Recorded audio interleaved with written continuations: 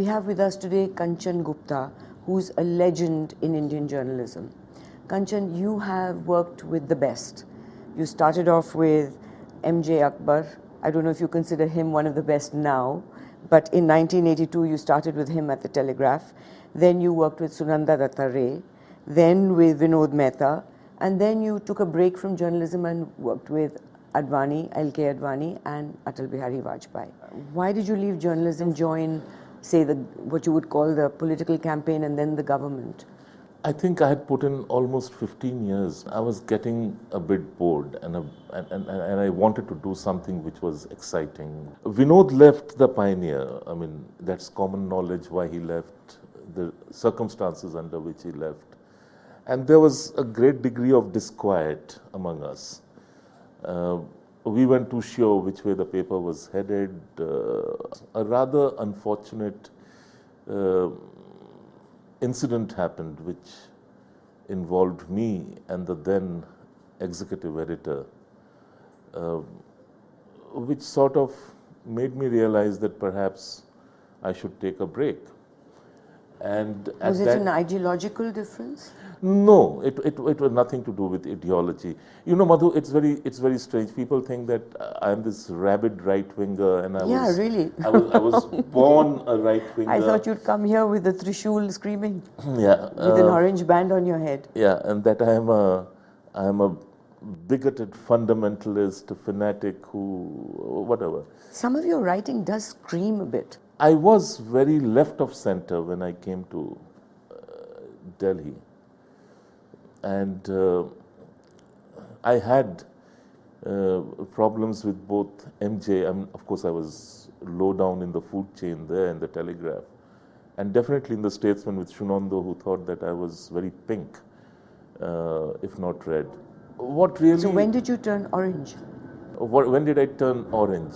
I used to visit Ayodhya very often, as would your news track team. That was in many ways a turning experience in my life. It sort of made me realize that here I am, and I had absolutely no idea how the India beyond the cities thinks of identity, thinks of faith, and that made me question this whole thing of urge to to be nice to others, you know, that your writing must conform to set parameters of political correctness, and that you must not say things which upset people. What I'd like you to answer is that there was almost a joyous embracing that we don't have to be this pious, sanctimonious. We don't have to be nice. Yeah. And grabbing the other extreme of being totally violent. Do you think that was the only way to go? If you were to talk about violence and whether violence is a necessary ingredient in terms of identity building, no, it is not. No sane person would endorse violence. No rational person would endorse belligerence. But till December 6th happened, there was this great rising assertion that you must listen to our voice. The Indian state somehow failed to listen to the voice. The Indian state should have reached out and said, fine, you do have a point. And therefore, let's look into how best to solve the dispute. Something which was left pending for so many years, which none of us knew about, frankly, till the Ram Janki Rath Yatras began, which were taken out by the VHP, and everybody was very curious, what's happening in Ayodhya? I mean, what's going on over there? And that's how we landed up over there. But you think it could have, the same kind of thing could have done without the actual physical destruction of, as they called it, the Dhancha? Even L.K. Advani, with all respect to him, he did also seem surprised then when they actually brought it down. I don't think anybody was quite prepared for the actual destruction. That they this thought they would could actually go there. Come tumbling down. Yeah. But as we saw on the news track tapes, there was a core group that was fully trained and prepared to do it. And they pushed out the people who were just there, not knowing the real plan. And I think there is evidence. This will be one of those eternal mysteries which will never get solved.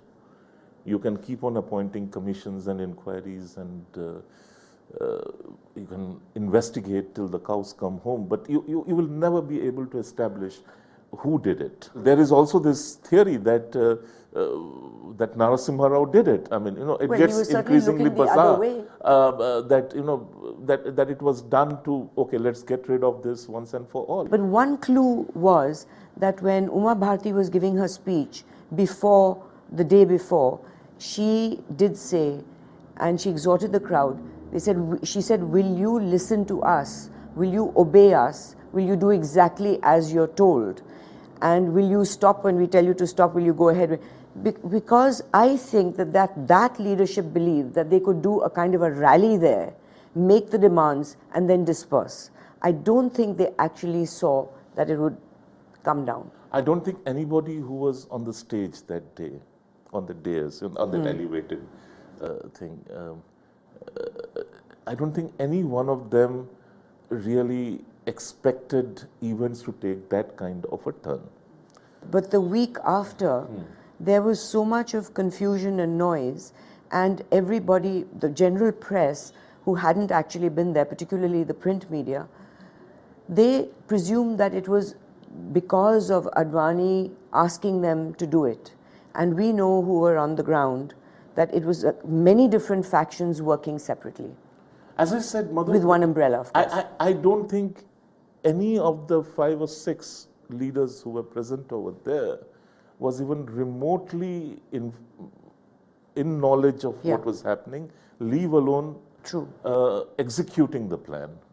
I am very clear in my mind on that. Was this the time that the Hindutva in you was connected, that you woke up to this? On December 6th, no. I mean, even before that, 1989, 1988, 1990, when the CRPF opened fire, not the CRPF, the provincial constabulary, they opened fire. And I was there, and Manoj Raghuvanshi was there. And we had just gone inside, inside the disputed structure, and we were coming out, and there were crowds all over the place, and there was curfew there had been curfew for the last 1 month or so. Mulayam had said that Parinda par nahi kar payega. And Uma Bharti had appeared in Ayodhya disguised.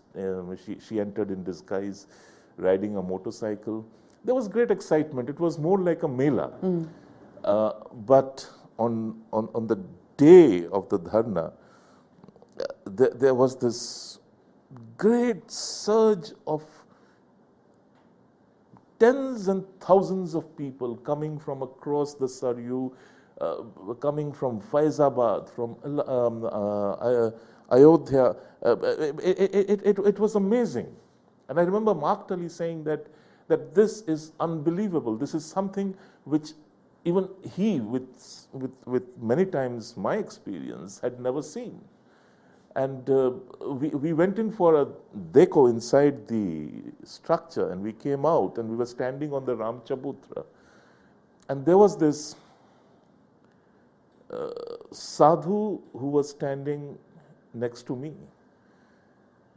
And suddenly we could hear the crack of bullets being fired, and the police had started firing. And in such a situation, usually there is, people start running helter-skelter, and there is great disorder, and people are trampled. But you won't believe me, I mean, not a single person moved. It was almost as if they were saying, come kill me. And the sadhu who was standing next to me, I suddenly saw him just crumble and fall. He had been shot between his eyes.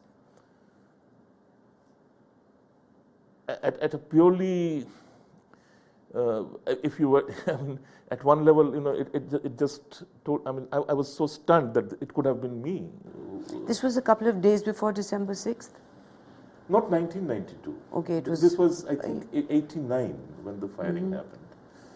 That how did you then, from this kind of objective, dispassionate journalist, then become so involved in the what was then called the Hindutva movement? I sort of sincerely felt that we tend to take a very urban, very distant view of events, which has no resemblance at all to how the great unwashed masses of India look at things, or even look at us. And unless there is that connect, I am not being truthful to myself. And although I have never written anything which endorses violence or go kill, but I have always pleaded that... But you've quoted Goebbels and Hitler and rather violent stuff. So where do we hold the commentariat in contempt, those of us on the right side of the political spectrum, and if I may dare suggest the right side of history, go from here? Do we step back after a robust counterattack? Do we retreat from the battlefield of ideas? Do we give up the fight because the commentariat is a mighty foe, a modern-day Goliath, while we are the puny Davids? Do we consider the war won because a splendid battle has been won this past week? Or do we regroup, recuperate, rearm, and revive the attack with matching, if not greater fury and vigor? Yeah. That's pretty tough stuff. Yeah, I mean, I always believe that you have to fight back with ideas. You have to contest ideas. This whole thing, the left liberal construct which has been imposed on us, that needs to be contested brick by brick. And you can't do it simply by saying, oh, you are wrong. I have to know, I have to articulate why you are wrong. So what do you see Arun wrong? Shourie actually really started that process, and he still inspires me. Yeah, but what do you see wrong exactly with the left liberal construct in terms of minorities, in terms of Muslims? What is wrong with their perspective? You know, Niraj Chaudhuri, in his book Continent of Circe, he has this chapter on India's minorities. And he begins by saying that every time I see a Muslim woman in a burqa, I tell myself, sister, is this what you have been reduced to? Or is this what your community has been reduced to? To live in a dark, joyless world. What about Hindu women in Parda? One second. I just gave this as a metaphorical thing. That we somehow believe that the best thing we could do, the kindest thing we could do to our Muslims, and when I say our Muslims, is to put them on a bus and send them to Pakistan. When I say our Muslims, I really mean, my stress is on our. We can't disown them. The most terrifying thought is that, you know, when somebody says that disenfranchise India's Muslims or teach them a lesson, how do you do it? Do you think they were taught a lesson in Gujarat? You can't. I mean, you know, keep aside individual riots. We are like one huge family with an endless list of relatives, some good, some rotten. But you've written extensively on Narendra Modi and what happened in 2002. What would you say could have been done differently? You know, 2002, fortunately or unfortunately, I was not in India. I was trying to calm down the Arab press. You were there on what trying is to it? tell them that, yes, look, you had taken a sarkari job. Look, not every Muslim in India has been killed, butchered, burnt alive. Stuff happens, we move on. This is not the first time we have had a riot. And Madhu, you know, every life lost is unacceptable to me. But these were not the most terrible riots India has seen. Well, how do you gauge the temperature of each riot? Each one is horrible. Each one is horrible, but purely in terms of number of people killed. It's very cynical to say it, but and the circumstances in which they were killed. Remember Nelly, almost 95% of the victims were mothers and children and suckling infants. Recall Bhagalpur, where you sort of hack away at the limbs of a child and then bury the child in a field of cauliflowers. I mean, we have seen such horrors. The difference is that what happened in 1984 was also could not have happened without the states either looking the other way or its own involvement. And Gujarat 2002 is also seen as that it could not have been possible without the states' involvement or looking the other way. In 1984, it took them 3 days to call in the army. In 2002, Gujarat, they were calling in the army within 24 hours. When India riots, it loses all sense of what is right, what is wrong. In both cases, in 84 and in 2002 and in any riot, if the government cannot at any stage control a riot within 2 hours or 3 hours, what do you say about that government? How do you stop it? Okay, let me turn around the question. You tell me, how do you stop it? You call in the army? If you were the chief minister, how would you stop it? I would call in the army, patrol the streets with tanks, get everybody in the house, curfew. We're not a banana republic, hopefully. We can't control a riot. Now, if you look at the casualty figures in Gujarat, 2,000 were not killed, thousands were not killed. The figures are there. And nearly a third of the victims who died were Hindus. And these are figures which even the government of India endorses. If you look at it purely from a humanistic view, and where you want to be proud of your country, you want to live in a space that accepts whatever we have today without violence against Hindus or Sikhs, is it too utopian to believe that? Is it naive to believe that? It's not utopian, it's naive. Pardon me for saying this. No, I'm asking you. It's naive. Should there be violence? No, of course not. No, it's naive as to it's naive to expect to have that just because hope. you and I and 20 others sitting in Delhi, we have such nice thoughts. The rest of the country thinks similarly. They don't. But should religion enter politics? Why is a That's one of those other desired goals, like everybody should live happily and everybody should... No, but this is literally taking a religion, making it part of a political construct for a party. Show me politics anywhere in the world where it is totally devoid of religion.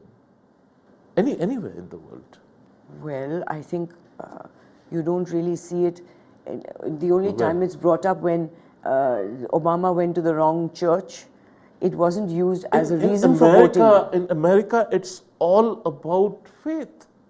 About Christianity? Yeah, it's all about faith and their own other interpretations of their majoritarian faith. What you can do is that you can have a truly secular state, a state that does not factor in religion or faith-related beliefs in the making of policy. No, but you see, if you look at the Democratic Party or the Republican Party, neither of these, or the British political parties or anywhere in Europe, none of these parties were formed on the basis of one religion. The BJP was formed on Hindutva. No, it wasn't. It wasn't. In fact, the BJP was formed on the principle of Gandhian socialism. But the connection with the Ayodhya, the Babri Masjid, the connection with the VHP and RSS. Ayodhya came much later, much later. But they won the election on the basis of this fervor for Hindutva. It happened, they reaped the votes. Everybody does it, But Madhu. Kanchan, you can't ignore that it was a religious political party, a religion interpreted by a political party. It wasn't my kind of Hinduism, it was the BJP form of Hinduism. And they used I don't think the BJP went around preaching Hinduism or its brand of Hinduism. But what is a Rath Yatra to Ayodhya but preaching Hinduism? That was political mobilization. Exactly. No, but that is political but mobilization. it was with the Ram temple in mind. So here's a political party using the prop of a religion, in fact usurping a religion which is interpreted a million different ways by every Hindu, because each Hindu practices it in his own way. But the majority of Hindus were united by this one emotive issue. Yes, but you were using it politically, is that right? What was happening?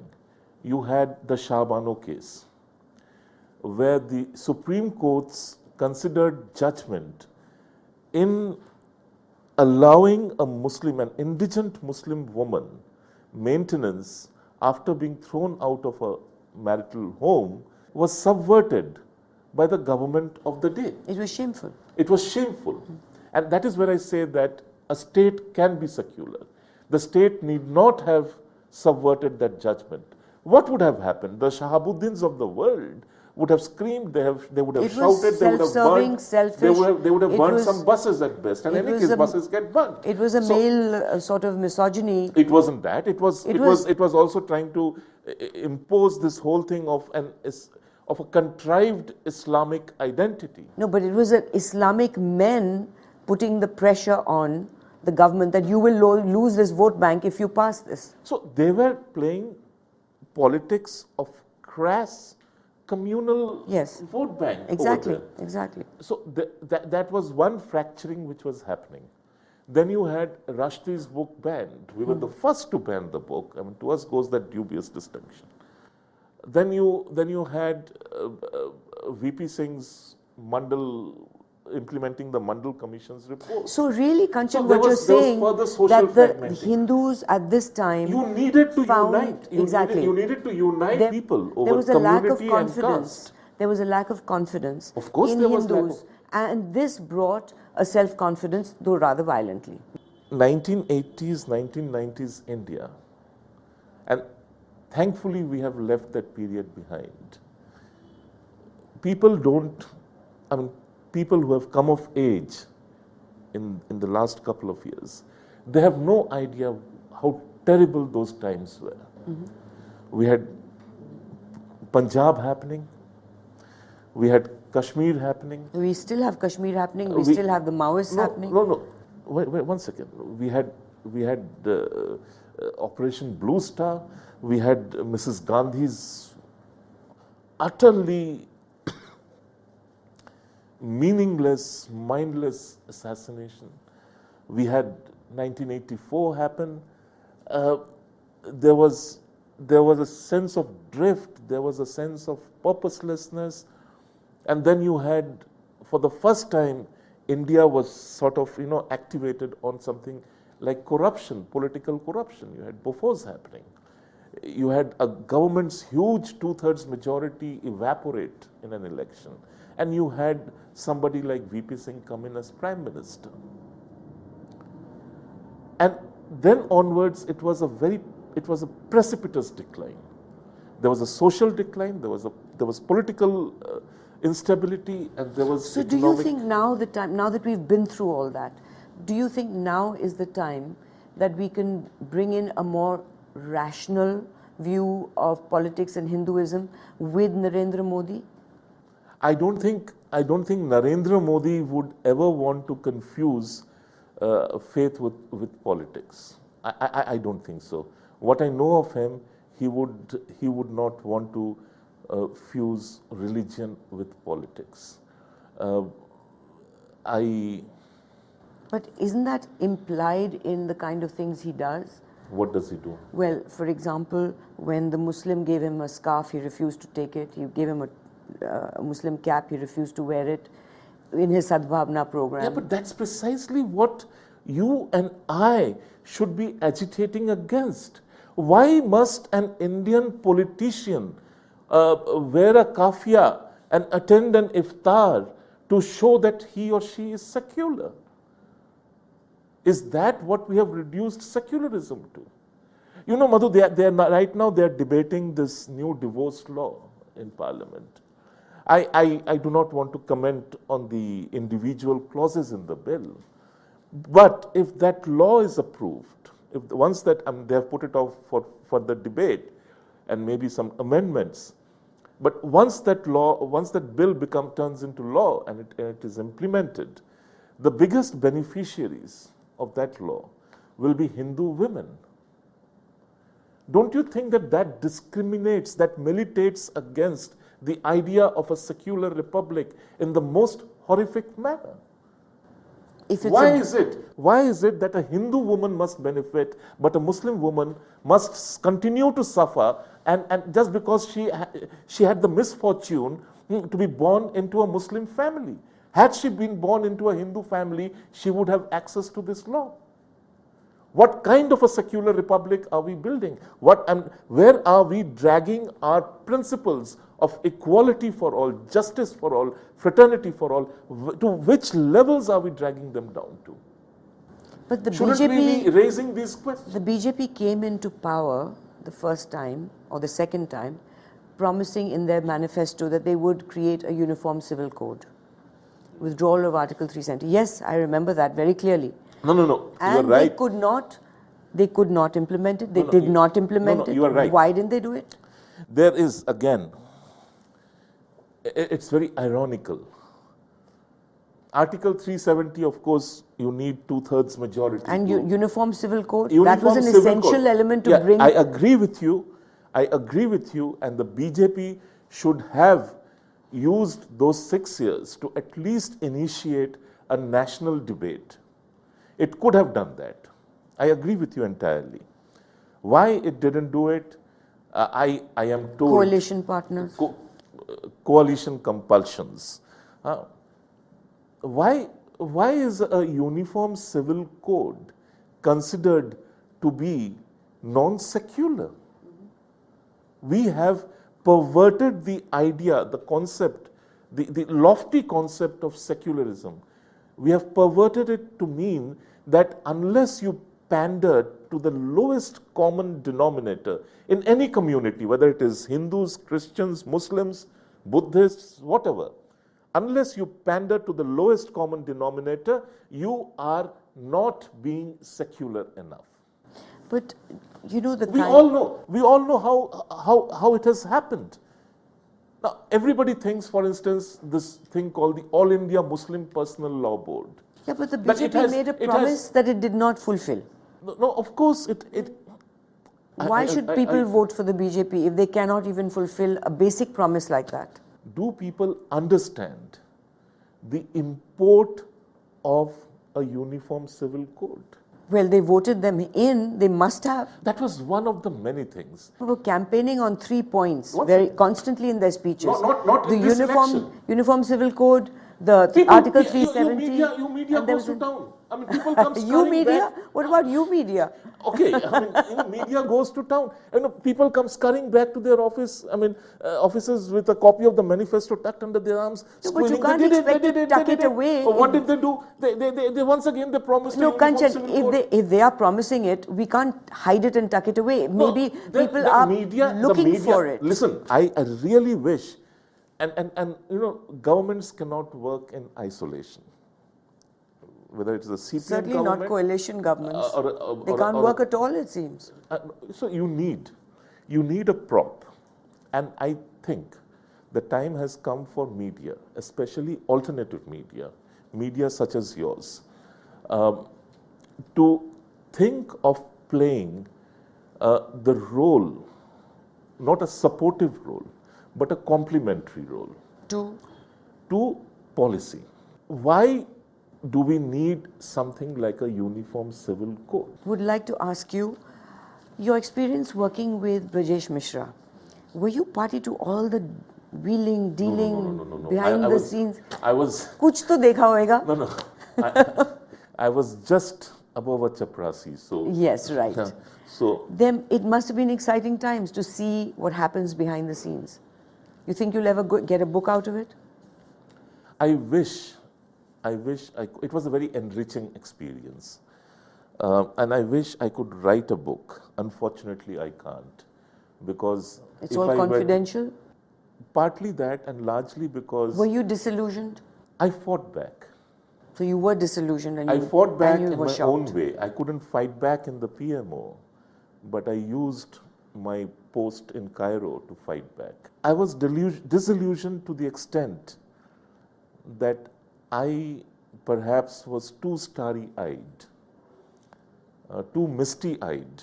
And then you saw the actual mechanics of what goes on behind the scenes, that every political party does what they want to do for their own personal benefit, and you saw the cynicism. More than benefits, I saw the cynicism. So that was your Impulsive second growing up response. then.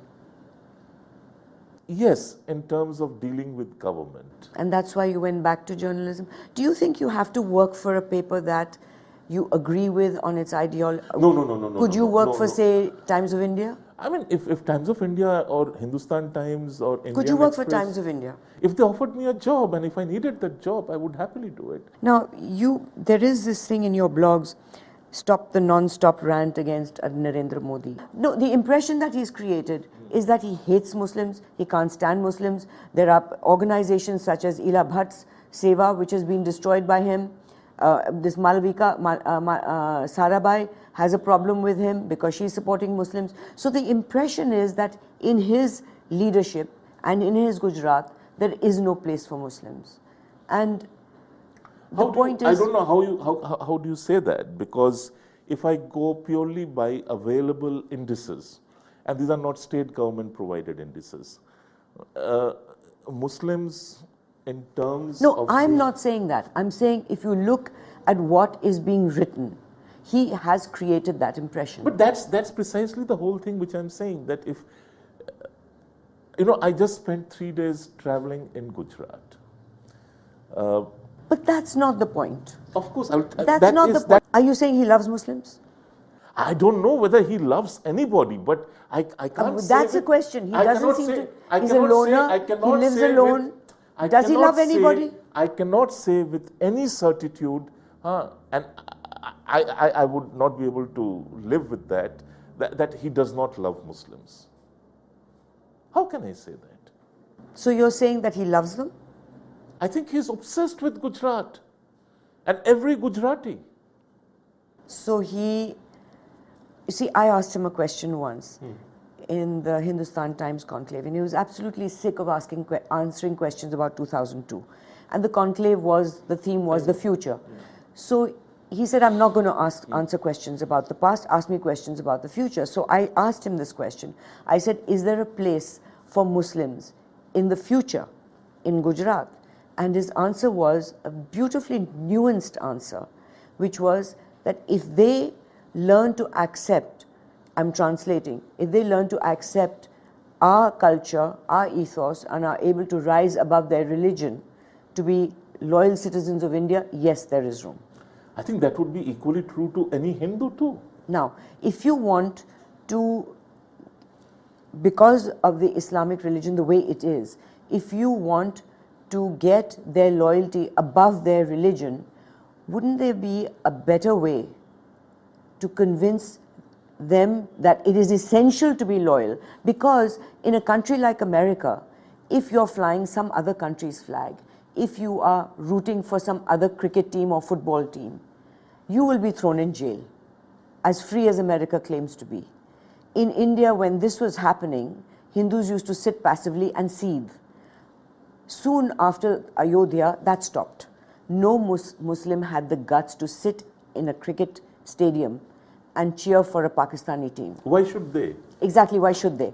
But isn't there a better way to convince the Muslims of this country of the essentiality of loyalty to a country that they've chosen to live in, rather than being I get your violent? point. I believe that the trigger for greater integration is economics.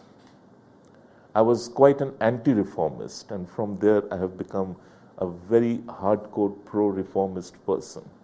And I really think that the greater the generation of economic wealth, the greater the opportunities, the better the integration of communities, of identities. Do you think he's will doing happen. that equally? I am too far removed from Gujarat to make an honest assessment of that. But you wouldn't let me tell you. I have just spent 3 days. I wanted to see for myself, and I didn't take any. And the government didn't know that I was going there. In fact, you are making me say this, and I don't think my editor knew I was going there. He's going to kill me for this. But I just bought tickets and I landed up over there and I hired a car. And after I was on the highway, I was on the Ahmedabad Baroda expressway, and that's when I realized that the driver was a Muslim, Javed. Not Akhtar. No, Javed. He's a Banarasi Muslim, but his family has been settled in Gujarat for decades and for generations. And a smart fellow, a very well-informed person, who even knew how to use the GPS on the mobile. So where did he take you, or where did you take him? No, we just drove around. We went to And what did you Godhra, and we went to Baroda, we went to Surat, and then What we did you drove see? back. I just wanted to see what was happening. I didn't. I know no Gujarati, so I couldn't really speak to people. But Did you go to any of the settlement camps, the Muslim I did. settlement? You did? I did. And what really heartened me was that things which this boy told me, he was talking in terms of aspirations. He's 32 years old and he already owns 2 apartments. He is now putting together money to put a down payment on a 3rd apartment, and then he's going to sell the other 2 and buy this 3rd apartment. How he has 3 children, and 2 of them are in school, and the 3rd one is she's just 2 years old or something. And how he feels the need to move out of a ghetto where he stays, to ensure that his children actually learn to think beyond their immediate environs. It was a revelation. And Tell me about the larger picture. No, what do you mean by the larger picture? Like, when did you go and talk to, interview other Muslims? I spoke to a lot of Muslim women because I had been told that there is some amount of thinking about Modi among Muslim women. And those whom I spoke to, they told me, each one of them made this point, they feel secure for 2 reasons. One, if their children are leaving home for the day, they know they are going to get back home at night. 2, their husbands and their children are no longer being automatically lured into a world of crime because there are other economic opportunities happening. So you must have met very different people from the ones Rajdeep Sardesai met. I don't give a damn whom Rajdeep Because Sardesai meets. he If I went look, around- Madhu, if I wanted to, I could also meet someone who would be totally disheveled and say, hi, main to mar gayi, loot gayi, So do you barbaad think ho we gayi." journalists find the kind of people who will say what we want to hear? I never made an effort. Do you think people say what they think we want to hear? Which is why all our exit polls are wrong. We determine that this shall be my story, and therefore I shall look for quotes that substantiate the story. I have great faith in this country. Now, you called me naive. Should I call you naive for that? Actually being naive and hopeful in this country is a full-time job, and I pride myself on it. It's a deliberate naivety because unless you maintain it, you become so cynical you wouldn't do anything with all that you know of the corruption and all that goes on behind the scenes. But what I could have been fooled into believing something 10 years ago. Today, You I won't can't. be fooled into believing. She keeps doing this. I'll have to stop. Thank you very much, Kanchan. pleasure. Thank you.